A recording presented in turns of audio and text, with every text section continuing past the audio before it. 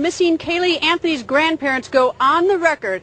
Where is their missing toddler? That's where we are. We're in this investigation to try to find out what happened. Casey Anthony, Caylee's mother, sits in jail not far from here, facing brand new charges related to her daughter's disappearance. The urgent question, could little Caylee be alive? Does the toddler's jailed mother know something, and something that's important, something that she is terrified to tell? For the first time ever, Caylee's grandparents will take you into their backyard where cadaver dogs searched and crime scene investigators dug looking for evidence. And you will see the bedrooms of Caylee and Casey Anthony. And the bedrooms give you a sneak look into their lives and the mother-child relationship.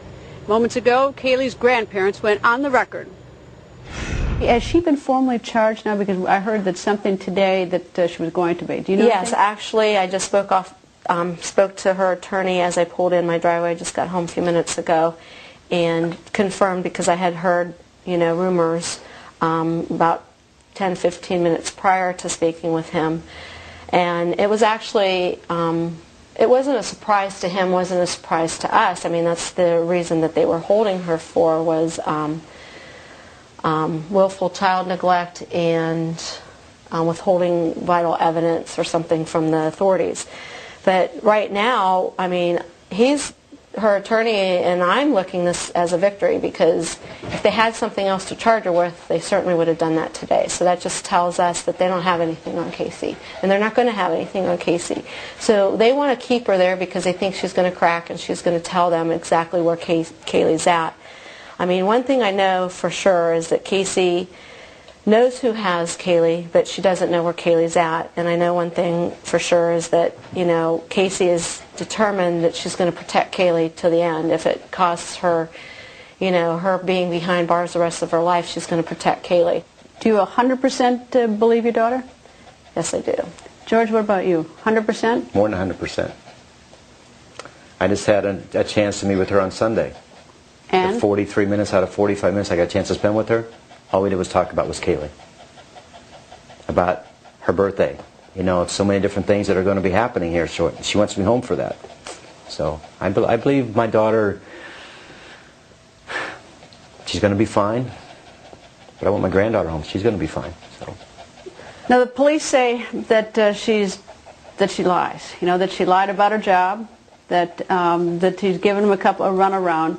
What do you know about this? Do you know anything at all? I haven't had a chance to sit down and talk to Casey about a lot of different things, and I'm sure we'll have a big conversation when I have that opportunity to do so. Lying is not a criminal offense. Lying's not doesn't mean that you're a murderer. Let me talk about the timeline. And we talk about finding Caylee. Now, the best way to do is sort of explore by looking at the timeline.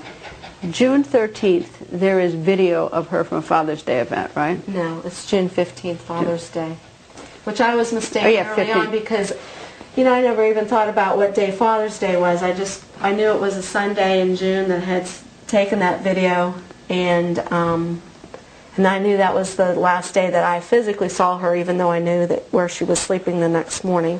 My husband actually saw Caylee and Casey leave on the 16th of June. All right, so the 15th is Sunday, Father's Day. Everything's normal. Everything's fine.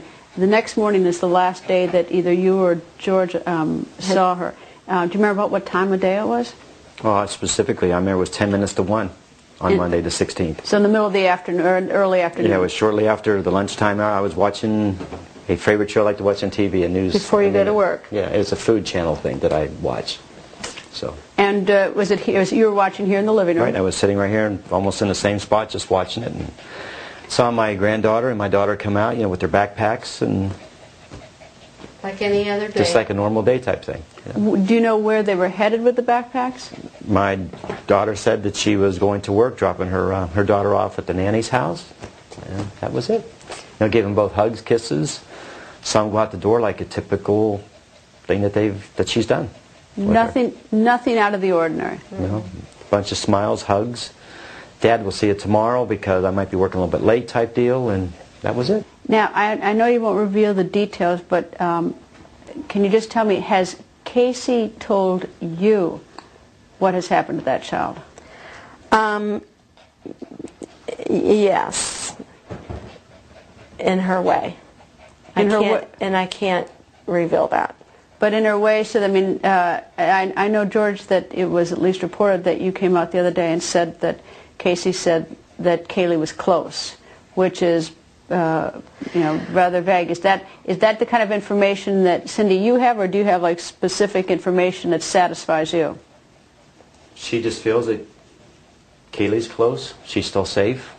And I think you can interpret that in a couple ways. Close meaning within the Central Florida area. Close meaning in the neighborhood. I don't think that's what she means. Close to maybe coming home. There's a lot of different ways to interpret that. My interpretation is that she's hopefully in this area. Well, I guess it's not so much the comment, but I'm wondering whether she was, that she spoke the same way to you in conveying the information, which is sort of code or vague, or whether she was much more specific with you, so that you say to yourself, Cindy, I know what happened, and I understand now why it has transpired as it has. No, I think that is just a genuine statement. I don't think that was a code. I think that's her gut feeling. Again, she's maintained all along that she doesn't know the physical whereabouts where Kaylee's at. She knows who has her, who's responsible for taking her, but she does not know the physical whereabouts. And this is her mom's room. This is Casey's room. This is Casey's room. And you told me that Kaylee oftentimes slept with her mother, right? Almost every night she slept in here from the time she was born. This is how the room is pretty much. This is how the room is always. And this is... Except for Kaylee's toys usually being on the bed, a blanket, some stuffed animals, those kind of things. Well, who's the father? I mean, that's the other big mystery that we don't know. Kaylee's never had a father. He was a friend of Casey's. He's never been in Kaylee's life. He's not on her birth certificate. He was a friend of Casey's that lives out of state. By the time Kaylee was born, he had already started another family, and he passed away earlier in the year. And again, his family never had knowledge of Kaylee, and that was a mutual thing that Casey and he had agreed upon, that he was not going to be part of Kaylee's life. This is her light. Excuse me. I've never seen so many stuffed animals in my life. There's more. There's more? There's everything. They're little monkeys. Yeah. Little monkeys, rabbits, tigers. You can tell the animals have been sleeping on her bed because her pillows are off her bed. Tinker and Tilly find comfort up here since Kaylee's not here. And the baby picture? Mm-hmm. Baby picture? Yeah. That has a lot of Kaylee's personality. That was in the hospital 2 days after she was born. I mean, that's Kaylee. With expression like, you know what, you better behave. She's just got her eye on you. So, and over here are the toys and all the books. What is this? Oh, her birth. Is this her first? This is when she's born. Yeah, I made that the first week. All those pictures were within the first week of Kaylee coming home. We had a baby shower. Kaylee was born on a Monday night for Tuesday morning, and we had a baby shower for her on that Saturday. And this was a baby shower present that I had put together for Casey just within that week with pictures and Kaylee's birth.